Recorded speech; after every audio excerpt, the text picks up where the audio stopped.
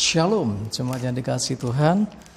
Kita bersyukur pagi hari ini kita bisa bersama-sama lagi untuk beribadah bersama dengan orang-orang yang kita kasihi, dengan keluarga kita. Sebelum kita akan merenungkan firman Tuhan, saya mengajak kita bersama-sama berdoa terlebih dahulu. Saya hantarkan. Bapa di surga, terima kasih Tuhan, kami bersyukur pagi hari ini kami bisa beribadah bersama keluarga kami, dengan orang-orang yang kami kasihi, karena memang keadaan belum memungkinkan kami untuk beribadah bersama-sama dengan umat yang lain, dengan saudara-saudara kami seiman yang lain. Tetapi kami percaya Engkau hadir di keluarga kami dan Engkau tetap memberkati kami. Terima kasih, kami akan renungkan firman-Mu ya Tuhan, urapi hamba-Mu dan kami semua yang mendengarkan. Dalam nama Tuhan Yesus kami bersyukur dan berdoa, amin. Cuma dikasih Tuhan, saya yakin kita semua rindu untuk bisa beribadah kembali di tempat ini. Karena itu saya sengaja untuk kita bisa melihat suasana gereja kita, walaupun kita belum bisa bersama-sama beribadah di sini ya. Oke, jemaat yang dikasih Tuhan, mari kita buka terlebih dahulu Alkitab kita dari kitab Yosua. Yosua pasal yang ke-24 ayat yang ke-15. Saya nanti fokusnya di 15b ya. Yosua pasal 24 ayat yang ke-15. Saya bacakan. Tetapi jika kamu anggap tidak baik untuk beribadah kepada Tuhan, pilihlah pada hari ini kepada siapa kamu akan beribadah. Allah yang kepadanya nenek moyangmu beribadah di seberang sungai Efrat, atau Allah orang Amori yang negerinya kamu diami ini. Tetapi aku dan seisi rumahku, kami akan beribadah kepada Tuhan. Perhatikan, Joshua dengan tegas mengatakan, tetapi aku dan seisi rumahku, kami akan beribadah kepada Tuhan. Jadi Joshua seakan-akan pada awalnya memberikan kebebasan, kamu mau beribadah kemana? Kamu mau nyembah siapa? Tetapi sebagai seorang pemimpin yang punya karisma yang kuat di dalam pengurapan roh Tuhan, Yosua berkata, tetapi aku dan seisi rumahku dan keluargaku, kami beribadah kepada Tuhan. Bukan kepada Allahnya orang Amori, bukan kepada Allah yang lain. Jemaat dikasih Tuhan punya ketegasan bahwa kita hanya beribadah kepada Tuhan yang sekarang kita kenal di dalam Tuhan Yesus Kristus. Bicara tentang ibadah, saya mencoba mencari tahu apa makna ibadah. Salah satunya diterangkan dalam KBBI ya, Kamus Besar Bahasa Indonesia, itu adalah wujud bakti kita kepada Tuhan. Nah, itulah makanya orang Kristen mengenal istilah kebaktian. Oh, ternyata itu berbicara tentang ibadah ya, seperti juga yang tertulis dalam Kamus Besar Bahasa Indonesia. Nah, pertanyaannya sekarang, ibadah itu sesungguhnya apa dan seperti apa?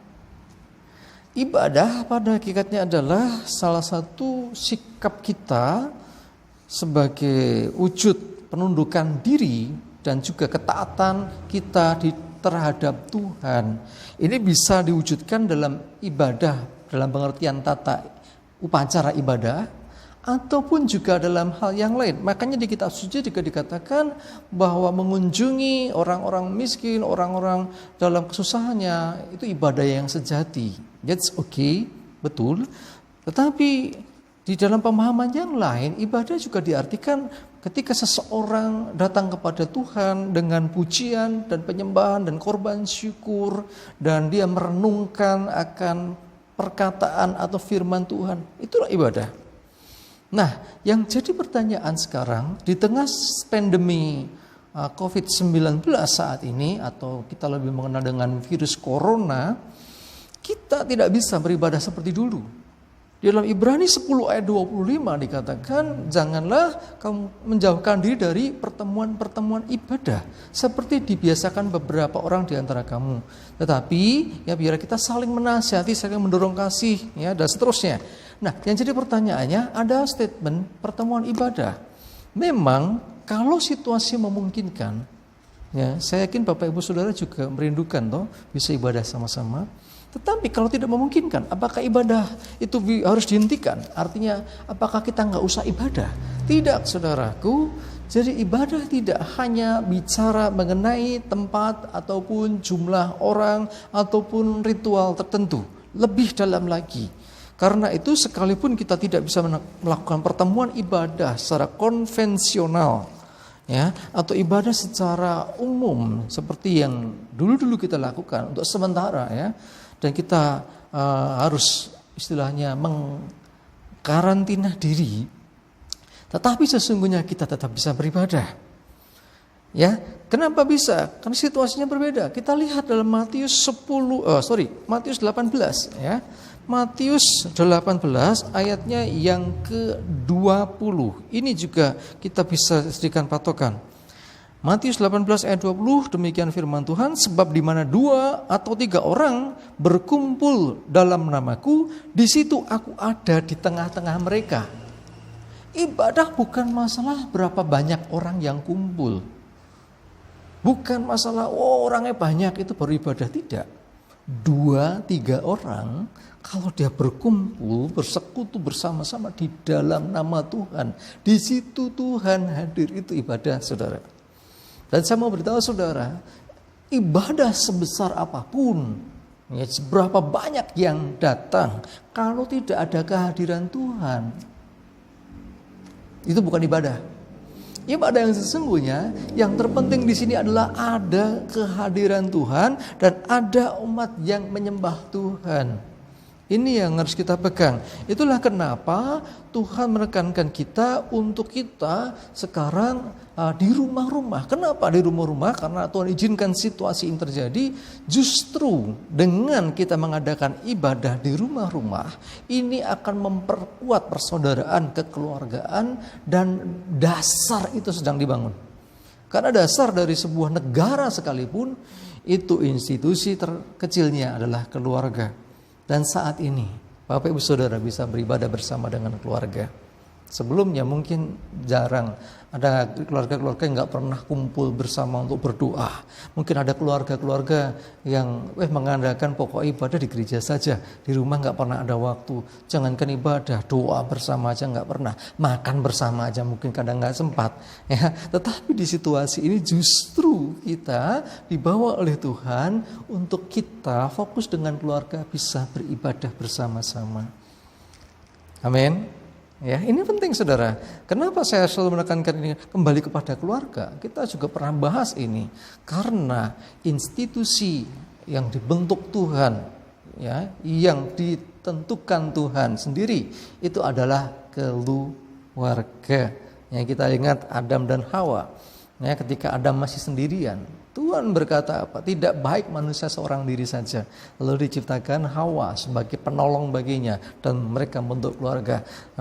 Tuhan berfirman, beranak cuculah, bertambah banyaklah dan penuhilah bumi. Ya, itulah keluarga, diberkati Tuhan. Ya.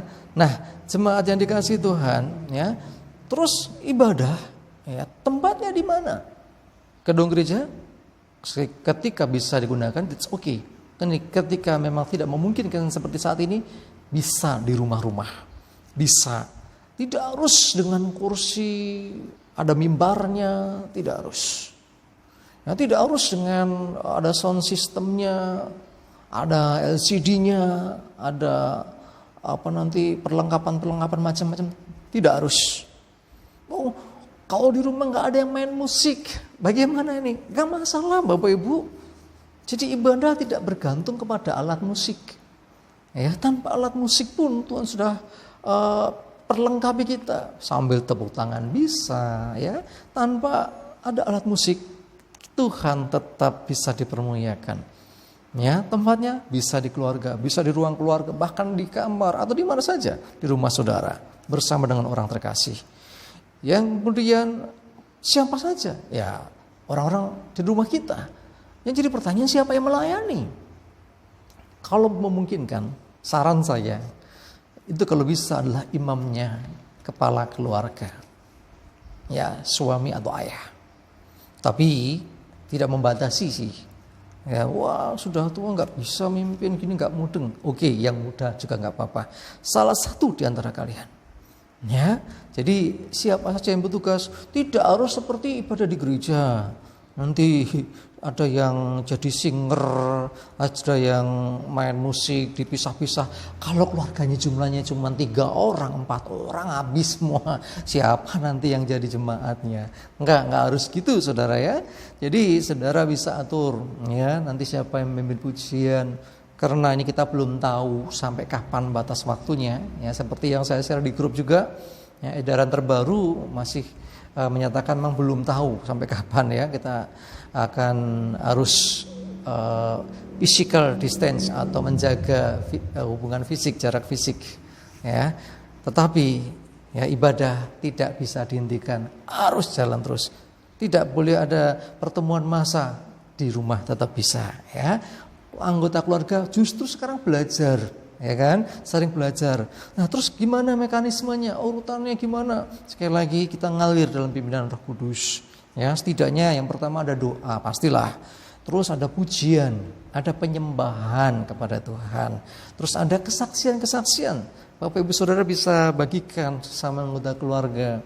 Ya, terus juga nanti firman Tuhan, ya bisa lihat di channel YouTube Jevan seperti saat ini mungkin Bapak Ibu sedang menyaksikan ya. Dengan itu bisa, dan nanti setelah khotbah bisa lagi di-sharingkan bersama dengan keluarga lagi. Oh khotbahnya tadi bicara apa? Ya, oh saya kok nggak ngerti. Sharing, saling berbagi. Ketika Anda mengalami kesulitan, waduh ada banyak pertanyaan, nggak mudeng saya, itu maksudnya apa? Silakan ya, ada nomor telepon yang bisa dihubungi, ya itu nomor pengembalaan, saudara bisa tanya, ya bisa SMS, WA, telepon maupun telepon WA, ya bisa lewat media yang ada. Jadi kita walaupun berjauhan secara fisik, tetapi kita tetap bisa berkomunikasi. Kita bersyukur teknologi sudah sedemikian maju sehingga kita tetap bisa ada kontak walaupun belum bisa secara langsung. Ya, tadi sudah bicara tempat, siapa saja, terus kapan? Kapannya sesungguhnya saya mau beritahu, ibadah itu tidak harus minggu tok. Saudara bisa lebih lagi, tetapi setidak-tidaknya ibadah bersama dengan keluarga minggu pagi itu diadakan. Ya nggak harus pagi banget, mungkin agak siang tidak masalah juga. Yang penting bersama sepakat dengan keluarga untuk beribadah kepada Tuhan. Ya, terus ada pertanyaan, dulu ada persembahan gimana? Gampang. Ya, tetap ada persembahan di situ nggak apa-apa, dikumpulkan jadikan satu, nanti kumpulkan ke bendahara. Ya, hari itu atau besoknya juga nggak apa-apa. Mau transfer juga bisa. Ya, intinya kita jangan terbatasi sampai kita tidak bisa beribadah. Ya, terus. Ya, tadi caranya gimana sudah saya sampaikan ya. Nah, terus yang jadi pertanyaan lagi, bagaimana nantinya ketika ibadah ini ada orang lain atau keluarga yang lain mau gabung gimana? Kalau jumlahnya terlalu besar, kita ikuti anjuran pemerintah karena pemerintah kita ya yang ada adalah juga dari Tuhan, ya nanti dibagi. Ya artinya ini fokus lebih baik di keluarga-keluarga. Tetapi memang nanti di perjamuan kudus ya biasanya saya akan datang dan itu akan dibagi kelompok beberapa keluarga berdekatan menjadi satu supaya lebih efektif. Jemaat dikasih Tuhan. Jadi firman Tuhan dengan jelas Yosua mengatakan aku akan beribadah kepada Tuhan.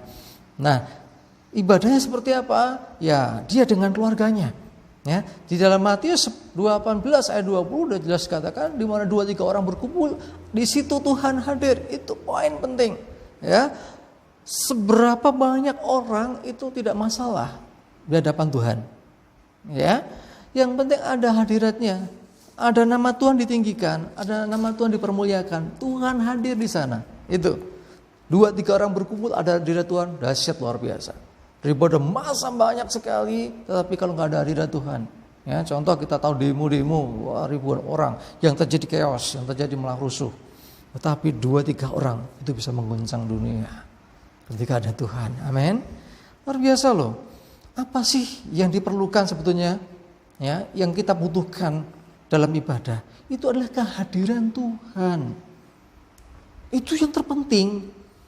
Jadi mau dibikin sebagus apapun, di gedung semewah apapun, dengan fasilitas semegah apapun, kalau tidak ada hadirat Tuhan, kosong. Itu bukan ibadah. Ya, sekali lagi ibadah itu memuliakan Tuhan, ibadah itu meninggikan Tuhan. Ya, ini yang penting. Karena itu Bapak Ibu Saudaraku dikasih Tuhan, jaga terus ibadah ini tetap ada sekalipun tidak bersama-sama. Coba lihat Kisah 16, ya, Kisah Rasul 16 ayatnya yang ke-31. Kisah para Rasul 16 ayat yang ke-31. Saya akan bacakan. Ini bicara Paulus di Filipi ya.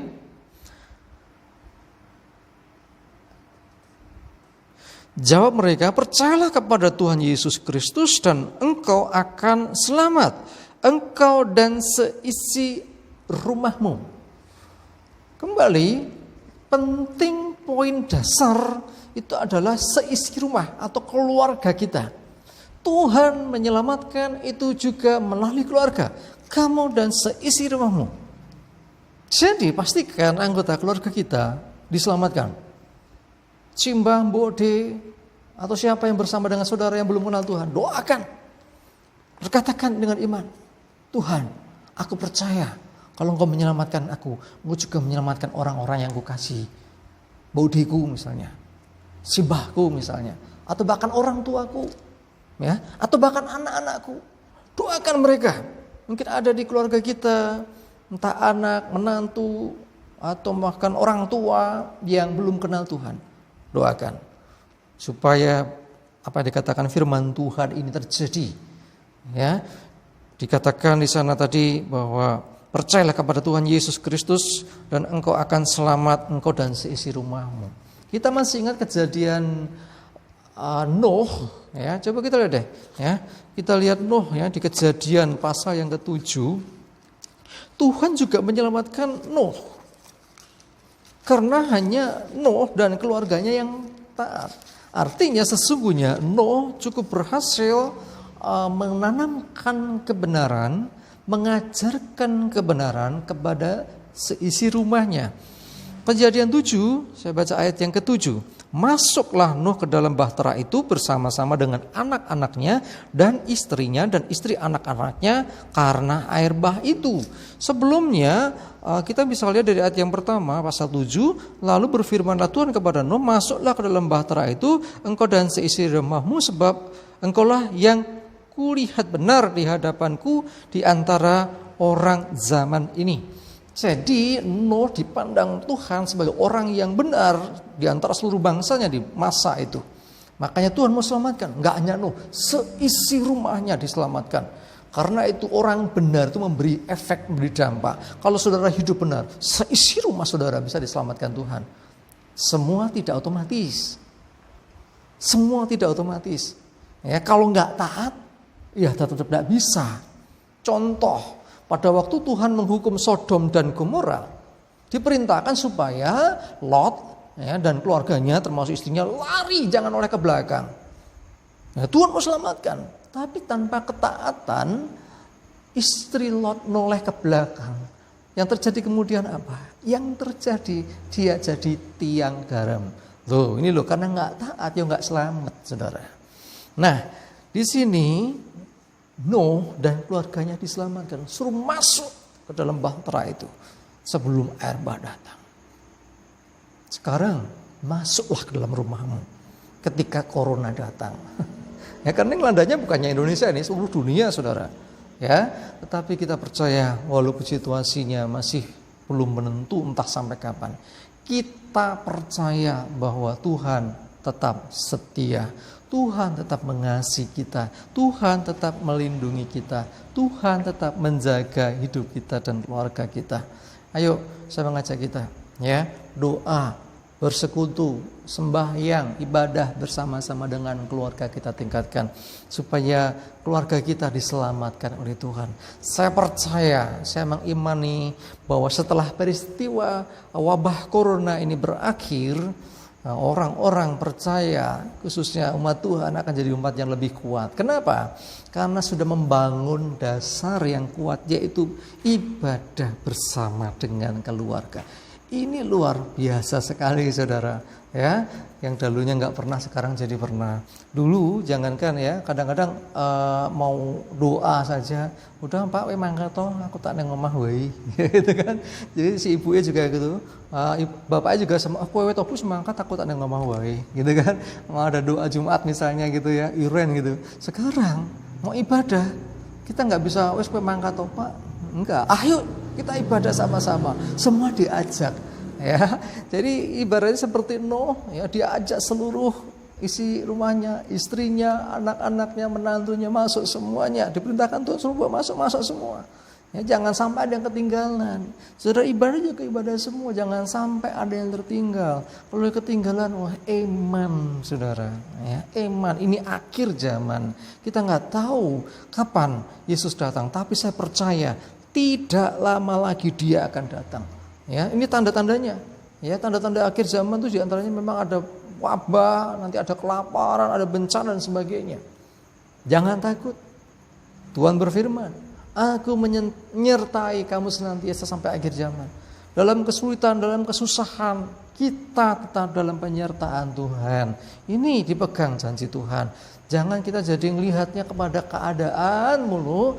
Nah, kenyataan yang ini, keadaan yang ini akan jadi takut. Tuh, ya toh, karena kita memandang keadaan ini terlalu berat. Saudara, saya mau beritahu saudara, masalah yang terjadi ini tidak lebih besar dari Tuhan kita. Amin. Tuhan lebih besar dari masalah. Karena itu kita harus menyandarkan diri kepada Tuhan. Kita harus lebih lagi mengandalkan Tuhan. Makanya jaga betul-betul hubungan pribadi kita dengan Tuhan, termasuk ibadah kita kepada Tuhan. Amin. Ayo coba dimulai ya dari sekarang untuk kita lebih lagi mendekatkan diri kepada Tuhan.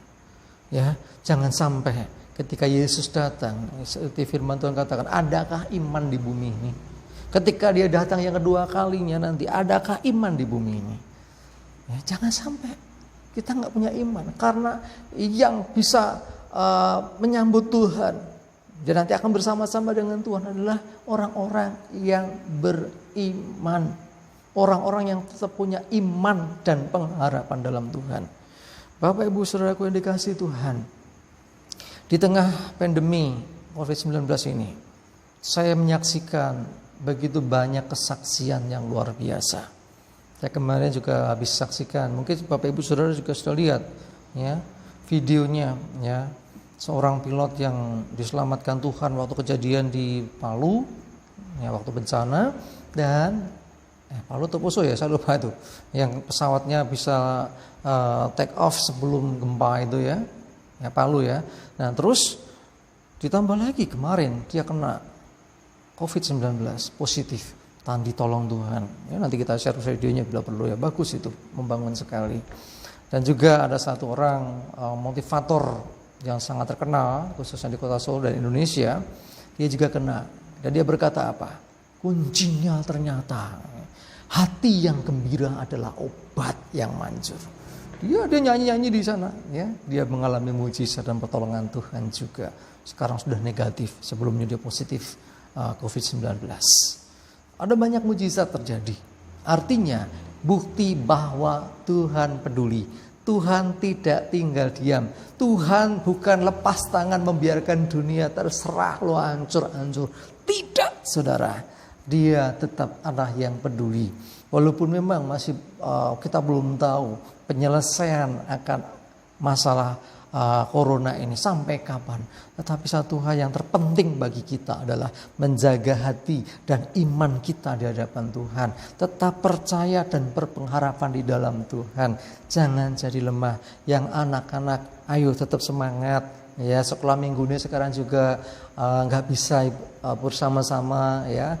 Di rumah ya, dulu kita nggak boleh nonton TV, ya harus dibatasi, internetan. Sekarang justru diajak, tetapi untuk hal yang positif, saudara, untuk kemuliaan Tuhan. Ya, kita jangan jadi kaku. Ya, ini banyak orang dipaksa untuk tidak gaptek. Dari ibu-ibu sampai mbah-mbah pun juga, ya kan. Sekarang wah piye to carane gene iso ndelok khotbah gitu ya. Setelah kayak YouTube ki piye to, YouTube ki opo, dulu nggak ngerti, sekarang mulai ngerti. Ya, artinya ada positifnya juga, ya. Terus juga saya menyapa untuk jemaat di Slogomo, halo apa kabar? Ya, termasuk Mas Wiyadi yang di Pontianak sana. Saya merindukan kalian semua. Ayo tetap semangat, tetap maju dalam Tuhan. Juga seluruh jemaat di Mojola dan sekitarnya juga, ayo semangat, simbah-simbah yang saya kasihi, tetap kuat, tetap berpengharapan di dalam Tuhan. Ya, semua saja banyak kegiatan harus kita off-kan dulu dan kita belum tahu sampai kapan. Tapi kita berdoa, dukung pemerintah kita yang sedang berjuang untuk mengatasi wabah corona. Doakan dokter para medis yang berjuang habis-habisan juga, yang tidak sedikit di antara mereka justru jadi korban juga. Doakan mereka sekarang yang sedang positif dan tidak sedikit yang kritis. Doakan yang PDP, yang ODP, suspek apapun lah ya mereka ya, statusnya banyak sekali. Jumlah terpapar sampai saat ini meningkat terus. Ya, kalau nggak salah udah 5.000-an lebih, meningkat terus. Kita sedih dengan itu, tapi bersyukur yang pulih juga meningkat terus.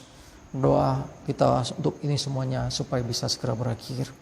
Kita percaya ada Tuhan yang tidak pernah meninggalkan kita. Cuma dikasih Tuhan, ayo tetap semangat ya. Ya, saya akan tetap renungkan, sampaikan renungan firman Tuhan setiap pagi untuk Bapak Ibu Saudara, supaya tetap kita semua sehati dan kuat di dalam iman dan pengharapan. Saya mengakhiri khotbah ini dengan mengajak kita semuanya berdoa. Mari saya antarkan. Bapa di surga, terima kasih. Di tengah pandemi COVID-19 ini Tuhan, di mana aktivitas kami terbatas. Mungkin secara langsung kami semua sehat secara fisik. Tetapi dampak dari virus corona ini bukan hanya di masalah kesehatan kami, tetapi juga masalah perekonomian kami. Tidak sedikit di antara kami yang sekarang usahanya mengalami kesulitan, pekerjaannya mengalami kesulitan, bahkan dirumahkan, sehingga kebutuhan sehari-hari semakin sulit terpenuhi. Hamba berdoa Tuhan, ulurkan tangan-Mu menolong sehingga mereka terselamatkan. Kami percaya setiap saat, setiap jemaat-Mu yang sedang bergumul ya Tuhan, khususnya berkaitan dengan perekonomian, Tuhan buka jalan. Tuhan buka jalan di dalam nama Yesus. Kami percaya pemeliharaan Tuhan. Demikian juga kami berdoa Tuhan pemerintah negeri kami, Pak Joko Widodo, Pak Ma'ruf, seluruh kabinet Indonesia Maju, seluruh parlemen, aparat keamanan, semua pihak Tuhan, berikan mereka hikmat-Mu di dalam peperangan mengatasi wabah corona ini Tuhan. Kau berikan pertolongan sehingga dimampukan bangsa kami mengatasinya. Untuk tim dokter, tenaga ahli yang meneliti untuk menciptakan antivirus juga Tuhan berkati dan beri hikmat. Terlebih dokter, para medis, perawat, tenaga kebersihan rumah sakit yang saat ini juga berjuang habis-habisan. Tuhan beri kesehatan, kekuatan. Terlebih juga yang sakit, yang positif corona, yang masih PDP, yang ODP, yang suspek, semuanya Tuhan melindungi mereka, berikan pengharapan. Di tengah-tengah keputusasaan ada Engkau hadir dan melawat mereka ya Tuhan. Terima kasih Tuhan, terlebih untuk umat-Mu, khususnya jemaat-Mu Tuhan, anak-anak Tuhan, dimanapun berada, biarlah semuanya dilindungi Tuhan dengan darah Yesus Kristus. Kami aman, jauh dari celaka, jauh dari virus corona, dan bahkan kami jadi berkat. Terima kasih ya Tuhan, biarlah melalui ibadah pagi ini iman kami teguhkan, dikuatkan menghadapi hari-hari ke depan. Terima kasih Bapa, kami bersyukur dan mohon ampun yang tidak berkenan. Hanya dalam nama Yesus Kristus Tuhan kami bersyukur dan berdoa. Amin. Jemaat yang dikasihi Tuhan, sebelum saya mengakhiri mimbar ini, saya mau sampaikan, tetap semangat, itu kunci penting. Jaga pikiran dan hati kita, tetap bersukacita. Ya, karena dengan kita bersukacita, ya, kita sesungguhnya menciptakan imun tubuh sehingga kita menjadi kuat dan tidak mudah terkena penyakit termasuk virus corona. Mari jemaat yang dikasihi Tuhan, maju terus dalam iman dan pengharapan kita. Tuhan Yesus memberkati kita semuanya.